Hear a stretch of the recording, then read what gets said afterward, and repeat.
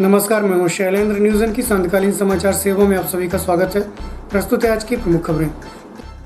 मुख्यमंत्री अन्नपूर्णा योजना अंतर्गत अन्न उत्सव कार्यक्रम में प्रदेश के मुखिया शिवराज सिंह चौहान द्वारा प्रदेश के 37 लाख नवीन लाभार्थियों को राशन वितरण किया गया।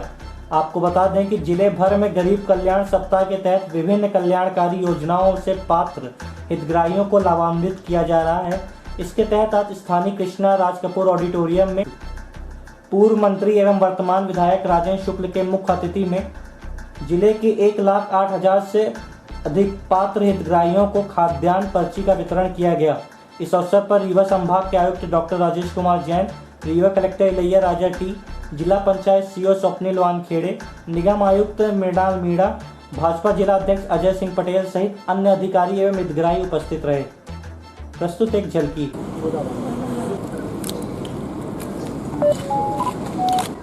भूखे पेट को देशभक्ति सिखाने वालों भूख इंसान को गद्दार बना देती है। अलग अलग तरीकों से कई तरह अलग अलग तरीकों से लोगों ने कहा रोटी जरूरी है, साईं इतना दीजिए जामे कुटुंब समाए, आप भी भूखे ना रहे, साधु में भूखा जाए, इतना तो कम से कम हो कि भूखे ना रहे, इसलिए रोटी जरूरी है। न केवल जिला स्तर पर बल्कि हर उचित मूल्य की दुकान स्तर पर एक कार्यक्रम आयोजित किया गया है। कोई भी व्यक्ति भूखा ना सोए। माननीय मुख्यमंत्री जी का, माननीय प्रधानमंत्री जी का सपना है कि भारत में कोई भी व्यक्ति, प्रदेश में कोई भी व्यक्ति भूखा ना सोए। आपको विदित होगा, राष्ट्रीय खाद्य सुरक्षा अधिनियम 2013 के अंतर्गत गेहूं और चावल या राशन उपलब्ध करवाने का प्रावधान था। उसी को और वृद्धि करते हुए कोरोना की विपरीत परिस्थितियों के कारण हमारे कई लोग जो बाहर मजदूरी करते थे, बाहर रोजगार करते थे, वो लोग वापस लौट आए। कुछ लोगों का रोजगार धंधा खत्म हो गया। उसको दृष्टिगत रखते हुए नई पात्रता पर्चियां जारी करने का यहाँ प्रावधान रखा गया है। अभी तक रीवा जिले की अगर हम बात करें तो 3,83,000 परिवारों के लगभग 18.5 लाख लोग 1 रुपए किलो गेहूं और चावल का लाभ उठा रहे थे। और आज इसी योजना के तहत आज 30,300 परिवारों के लगभग 97,000 लोगों के नाम और जोड़े गए हैं। इसके अलावा 11,000 लोगों के नाम और हैं। टोटल 1,08,000 लोगों को पात्रता पर्चियां जारी की जा रही हैं। वो भी 1 रुपए किलो गेहूं और 1 रुपए किलो चावल की योजना का लाभ उठाएंगे। अभी हम लोगों के बीच में जो लोग आते थे आज से 4 साल 5 साल पहले, उसमें सबसे ज़्यादा लोगों की मांग जो भीड़ रहती थी वो गरीबी रेखा में नाम जुड़वाने की रहती। जिसको देखो वही कहता था हमारा नाम गरीबी रेखा में जुड़वा दीजिए। गरीब थे, लेकिन गरीबी रेखा के मानदंड जो स्थापित हैं उसमें सब लोग गरीबी रेखा में नहीं आ सकते। और इसलिए बहुत से ऐसे गरीब जो वास्तव में जिनको खाद्यान्न की मदद की आवश्यकता होती थी, गरीबी रेखा में नाम न जुड़ पाने के कारण वो वंचित हो जाते थे। हम लोगों ने मुख्यमंत्री जी से इस बात को कई बार जब उठाया कि साहब रिक्शा चलाने वाले, ठेला ढकाने वाले, पटरी पर सामान रख के फल और सब्जी बेचने वाले, लकड़ी का में मजदूरी करने वाले, बहुत से ऐसा गरीब वर्ग है जो गरीबी रेखा में ना आ पाने के कारण 1 रुपए में गेहूं चावल नमक प्राप्त नहीं कर पा रहा है। मुख्यमंत्री जी संवेदनशील हैं, जमीन से जुड़े हुए नेता हैं, पैदल चल चल के जनता की समस्याओं को बहुत नज़दीक से देखा है, गली देखी है, झोपड़ी देखी है, झुग्गियाँ देखी हैं, और इसलिए उनको पीड़ा का एहसास रहता है। तो उन्होंने एक वर्ग बनाया जिसमें कई वर्ग के लोग उसमें शामिल, और उनको उन्होंने कह दिया कि हम खाद्यान्न सुरक्षा देंगे, 1 रुपए में गेहूं चावल नमक देने का, भले गरीबी रेखा में नाम नहीं है, उनको भी गरीबी 1 रुपए में गेहूं चावल नमक पाने का अधिकार हो जाएगा। उनको हम कार्ड जारी देंगे, उससे पात्रता पर्ची इशू हो जाएगी और उचित मूल्य की दुकानों में उनको खाद्यान्न मिलने लगेगा। रीवा जिले में कोरोना अब बेकाबू हो गया है और लोगों की नासमझी और लापरवाही की सजा पूरे शहर को मिल रही है। एक और संक्रमित मरीजों की संख्या तेजी के साथ बढ़ती जा रही है, तो अब मौतों के आंकड़ों में भी बढ़ोतरी जारी है। विगत दिवस जिले में कोरोना के नए 36 मामले सामने आए थे, जिसमें एसटीओपी डभौरा, कोतवाली टीआई सहित आईजी कार्यालय के 5 पुलिसकर्मी भी संक्रमण की चपेट में आए थे। वहीं आज पुलिस अधीक्षक कार्यालय में कोरोना की जांच एंटीजन किट से कराई गई, जिसमें 8 लोगों की रिपोर्ट पॉजिटिव आई है। वहीं स्थानीय इंडियन कॉफी हाउस में भी 2 कर्मचारी संक्रमित मिले हैं, जिन्हें आइसोलेट करवा दिया गया है तथा कॉफी हाउस को अगले 48 घंटे के लिए बंद करवा दिया गया है। इसी तरीके से संभाग आयुक्त कार्यालय में भी एंटीजन टेस्ट से कोरोना की जांच जारी है, जिसके बाद से जिले में कुल कोरोना संक्रमणों का आंकड़ा 1300 के करीब पहुंच गया है। इनमें से एक्टिव केसों की संख्या 424 है, जबकि 18 लोगों की मौत हो चुकी है। प्रस्तुत है CSP SS बघेल एवं तहसीलदार यतीश शुक्ला से जानकारी के अंश। देखिए, जैसा कि आपको मालूम है कि लॉकडाउन के दौरान भी पुलिस काम करती रहती है और इसी बात को ध्यान में रखते हुए वरिष्ठ अधिकारियों के आदेश से कल भी और आज भी लगातार अभियान चल रहा है कि पुलिस के सभी कार्यालयों में जो कर्मचारी काम करते हैं उनका कोरोना टेस्ट करवाया जा रहा है। कल आपको जानकारी है, पुलिस महानिरीक्षक महोदय के कार्यालय में सभी कर्मचारियों को टेस्ट कराया गया था। 5 लोग कल पॉजिटिव पाए गए थे। आज यही अभियान पुलिस अधीक्षक कार्यालय में चल रहा है। हालांकि अभी कोई इसकी पुष्टि डॉक्टर द्वारा नहीं की गई है, लेकिन अभी तक हमको जो जानकारी निकल के आई है, अभी तक 6 लोग पुलिस अधीक्षक कार्यालय में पॉजिटिव पाए जा चुके हैं। उसको छोड़ दीजिए, फिर ब्लड आ गया, इसमें भी ब्लड आ रहा है। छोड़ दीजिए। आज नगर पालिका निगम क्षेत्र रीवा में सुबह लैब से हमें 9 कोरोना पॉजिटिव पेशेंट्स की जानकारी मिली थी, जिसमें से 2 पेशेंट हमारे कॉफ़ी हाउस से संबंधित थे, इंडियन कॉफ़ी हाउस से।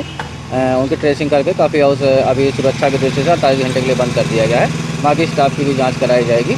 किट से आज कैंप लगा हुआ था यहाँ पर SP ऑफिस में। SP ऑफिस में भी लगभग 8 लोगों के पॉजिटिव होने की जानकारी हमें प्राप्त हुई है। सैनिटाइज कराया जा रहा है और निरंतर जाँच अभी किट से जारी है। कमिश्नर कार्यालय में जांच अभी चल रही है, वहाँ पर निरंतर किट से जांच चल रही है। अभी यहाँ जांच देखते हैं। हाँ, वहाँ भी जांच हुई थी कल, वहाँ भी कुछ पॉजिटिव पेशेंट्स हुआ था, उनको अलग आइसोलेट कर दिया गया है। खैरा बस्ती जमीन मामले को लेकर आज अखिल भारतीय ब्राह्मण समाज के राष्ट्रीय अध्यक्ष पंडित संजय त्रिपाठी ने आज अपने निज निवास में पत्रकार वार्ता करते हुए बताया कि मैंने 20 वर्ष पूर्व वह जमीन खरीदी थी, जिसके बाद कुछ लोगों द्वारा अवैध अतिक्रमण कर घर बनवा लिए गए हैं। फिर भी मैंने उन्हें विस्थापन के लिए कभी नहीं कहा, बल्कि आवासीय क्षेत्र को गरीब, हरिजन, आदिवासी लोगों को भू प्रदान कराने की प्रतिबद्धता की थी, जिसे अभी भी नामांतरित कराने को तत्पर हूँ। प्रस्तुत है वार्ता के अंश। रीवा वासियों को मैं प्रणाम करता हूँ और ये जानकारी के लिए 20 साल जो पुराना हमारा विवाद, ये खैरा भूमि का अतिक्रमण का जो चल रहा था, उसका मैं आज पटाक्षेप करना चाहता हूं। और शासन के सहयोग से कल मेरी मुलाकात माननीय कलेक्टर साहब से हुई थी। उन्होंने SDM हुजूर को दिया है कि पूरा प्रारूप बना दे। जो गरीब, जो हरिजन आदिवासी हमारे भाई रहते हैं, गरीब हैं, वो गरीबी रेखा में हैं, उनको शासन पट्टा दे दे। हम इसके लिए कलेक्टर साहब से मिले थे। जो पक्के घर बना लिया है जिन्होंने, उनको भी मैं विस्थापित नहीं करना चाहता हूँ। वो भी अपना रजिस्ट्री करा लें और शेष जो खाली पड़ी भूमि वो छोड़ दें। तो ये जो भी गरीब हैं उनको पट्टा, मैं कल मिला कलेक्टर साहब से, मैंने निवेदन किया और उन्होंने हमारी बात को माना और पूरा प्रारूप बनाइए और उस तरीके से हम बांट देते। तो मुझे कोई झगड़ा, मैं पहले भी यही चाहता था, लेकिन कुछ नेताओं द्वारा लगातार हमारे खिलाफ शिकायत, ये सब। लेकिन हमारी किसी की मंशा घर गिराने की नहीं, ना गरीब हरिजन आदिवासी को कहीं उजाड़ने की है। वो अपना कलेक्टर साहब उनको पट्टा दे दें, उसकी जांच करा लें और मैंने उन्हीं के ऊपर छोड़ दिया है। आप ही करो, आप ही जिस हिसाब से डिसाइड करो। अगर खाली ज़मीन निकलती है तो ठीक है, नहीं निकलती तो ठीक है, लेकिन आप सब कर लो। ये हमको इस विवाद से और जो है इतना ज़्यादा जो हमारा सिरदर्द है, ये इससे आप जो है, तो उन्होंने आश्वासन दिया कि हम करेंगे, पूरा प्रारूप तैयार करके आगे काम करेंगे। यही आपने पहले ली थी जब? हाँ, 20 साल पहले हमने मरानी साहब से खरीदी थी और बाकायदे रजिस्ट्री है उसकी, हर चीज़। लैंड कितनी थी? 12 एकड़ 13 एकड़ थी लगभग, जिसमें 1 एकड़ में हमको मुआवजा मिला। 2-3 एकड़ हम बेच चुके हैं, बाकी 8 एकड़ में इनका लगभग पूरा अतिक्रमण है। 8 में 4 एकड़ में होगा, 4 में नहीं है। और मतलब जैसा भी किया अभी इन्होंने पूरा 8 ही में, तो वो भी 8 के लिए हमने कलेक्टर साहब से निवेदन किया कि आप उसका निपटा दें, प्रारूप बना के गरीब हरिजन आदिवासी सबको दें। जो गरीबी रेखा हम आते हैं उनको पट्टा दे दें। और जो ये हमारे ऊपर जो ये आरोप लगता था कि मैं ये चाहता हूँ, ये करता हूँ, मेरे कोई लड़के जाते हैं जो झूठा आरोप लगते थे, उससे मैं निजात चाहता हूँ, उससे मुक्ति चाहता हूँ, क्योंकि मैं बड़ा टार्चर हो गया, इस सब चीज़ों से बड़ा टार्चर हो गया। मेरी मंशा कभी नहीं थी कि मैं किसी का घर गिराऊँ, लेकिन झूठा जो है हमारे ऊपर हुआ तैयार करके, तो अंत में निर्णय हमने ये लिया कि हम अपनी पूरी भूमि दान दे देते हैं। कलेक्टर साहब से मैंने कहा कि आप ये, तो उसका प्रारूप तैयार हो रहा, जैसा भी होगा वो हमारे तरफ से मैंने दान दे दिया। हनुमाना थाना क्षेत्र अंतर्गत ग्राम रघुनाथगंज में बीती रात चोरों ने मचाया उत्पात। एक 55 वर्षीय वृद्ध महिला के साथ की मारपीट। बताया गया कि महिला का नाम महादेवी शुक्ला है, जो कि घर में अकेली रहती थी। देर रात घर में घुसे चोरों की आहट मिलने पर महिला ने विरोध किया तो चोरों ने उस पर पत्थर पटक दिया और फरार हो गए। वहीं जब आज सुबह गांव के लोगों को घटना के बारे में पता चला तो पुलिस को सूचना दी गई। मौके पर पहुंची पुलिस ने गंभीर हालत में महिला को संजय गांधी अस्पताल में भर्ती कराया है। वहीं मामले की गंभीरता को देखते हुए एफएसएल टीम से भी जांच कराई जा रही है। प्रस्तुत है सीएसपी एसएस बघेल से जानकारी के अंश।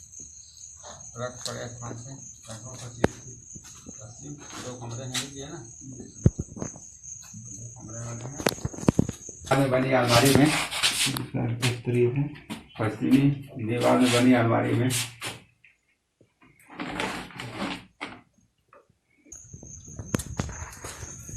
पत्थर की एक छोटी पटिया, इसकी लंबाई 104 इंच।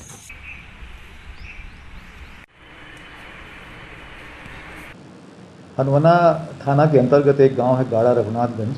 वहाँ श्रीमती महादेवी शुक्ला नाम की एक सयानी महिला रहती हैं। उनके पति यूपी में रहते हैं, उनका एक लड़का है वो सिंगरौली में रहता है। घर में कल रात में अकेले थीं और ऐसा महसूस हो रहा है कि रात में उनके घर में चोर घुसे होंगे, क्योंकि उनके घर का सामान पूरा बिखरा पड़ा हुआ है और ये जाग गई होंगी। इन्होंने विरोध किया होगा। इनके सर में पत्थर ऐसी कोई चीज़ मार के चोर जो है भाग गए हैं और ये घायल अवस्था में अपने घर के सामने आंगन में पड़ी हुई थी। कोई चरवाहा सुबह वहाँ से निकला होगा। इन्हीं के गांव में इनके रिश्तेदार अंशु करके रहते हैं। चरवाहे ने उनको सूचना दी, फिर उनके द्वारा पुलिस को सूचना दी गई।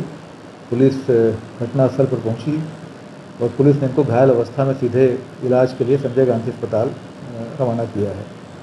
अभी वो बोलने की स्थिति में नहीं है, उनकी हालत वही गंभीर बनी हुई है। ये बता पाना मुश्किल है कि कितना सामान चोरी हुआ है। फिर भी पुलिस द्वारा इस संबंध में जो है उनके रिश्तेदारों की सूचना पर अपराध दर्ज करके कार्रवाई की जा रही है। रीवा जिले के सिरमौर विधानसभा क्षेत्र अंतर्गत आने वाला क्योटी जलप्रपात को देखने व पिकनिक मनाने जिले के आसपास के शहरों से भी लोग पहुंचते हैं। वहीं विगत दिवस क्योटी प्रपात की नदी में आए दिन हो रही दुर्घटनाएं तथा वहां पर हो रही असामाजिक गतिविधियों एवं अन्य समस्याओं के निराकरण हेतु आज मध्य प्रदेश कांग्रेस कमेटी के कार्यकारिणी सदस्य ब्रिजेश कुमार पांडे के नेतृत्व में कलेक्टर के नाम तहसीलदार आर.एन. त्रिपाठी को ज्ञापन सौंपा गया। वहीं उन्होंने ये भी कहा है कि यदि मांगे जल्द पूर्ण नहीं की गई तो आंदोलन भी किया जाएगा। इस दौरान कांग्रेस नेता वसीम खान, विनोद शर्मा, अशफाक अहमद सहित अन्य कार्यकर्ता उपस्थित रहे। प्रस्तुत है एक झलकी एवं जानकारी के अंश। सितंबर को क्योटी में 6 पर्यटकों के डूबने के बाद जो हादसा हुआ और उसमें प्रशासनिक लापरवाही सामने आई, उसके विरोध में प्रशासनिक अव्यवस्था को दूर करने के लिए वहां पर सुरक्षा की चाक चौबंद व्यवस्था बनाने के लिए कांग्रेस पार्टी ने कल क्योटी में आम नागरिकों के साथ बैठक की थी और बैठक में निर्णय लिया गया था कि कलेक्टर रीवा को हम सब मिलकर ज्ञापन देंगे और ज्ञापन दे के हम वहाँ की जो समस्याएं हैं, चाहे वहाँ हॉट स्पॉट में बैरिकेटिंग का मामला हो, चाहे वहाँ पर असामाजिक तत्वों द्वारा पर्यटकों के साथ की जा रही अवांछनीय गतिविधियों का मामला हो, चाहे क्योटी में रीवा जिला से जुड़ने वाली मुख्य मार्ग रीवा बैकुंठपुर और रीवा सिरमौर मार्ग का मामला हो, इन सभी मार्गों के विषय में हम लोगों ने निर्णय किया था। हमने सुबह कलेक्टर महोदय से बातचीत किया था, फ़ोन में बात किया था। उन्होंने शुक्रवार को इस विषय में विस्तृत डिस्कशन के लिए समय भी दिया है और हमने आज ज्ञापन पत्र सौंपा है। ज्ञापन पत्र सौंप के 15 दिन का समय दिया है प्रशासन को। 15 दिन में यदि हमारी मांगें पूरी नहीं होती हैं तो हम कांग्रेस पार्टी के अपने वरिष्ठ नेताओं के साथ मिलके और वहाँ की आम जनता को साथ में लेके आंदोलन के लिए भी हम बाध्य होंगे। इस पूरे घटनाक्रम के लिए इस घटनाक्रम की शुरुआत कहाँ से होती है?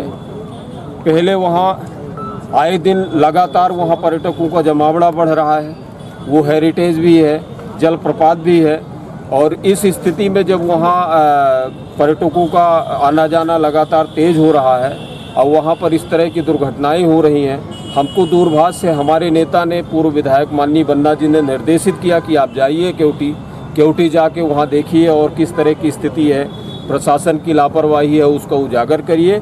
वरिष्ठ नेताओं के निर्देशन में हम सब लोगों ने मिलके वहाँ पर ग्रामीणों को साथ में लेके विचार विमर्श करके ये काम शुरू किया, ज्ञापन दिया है, और ज्ञापन देने के बाद अगर मांगे हमारी जल्दी पूरी नहीं होती हैं तो हम लोग आंदोलन के लिए भी बाध्य होंगे। आज की खबरों में बस इतना ही। कल पुनः उपस्थित होंगे नई खबरों के साथ। तब तक के लिए हमें इजाज़त दीजिए। नमस्कार।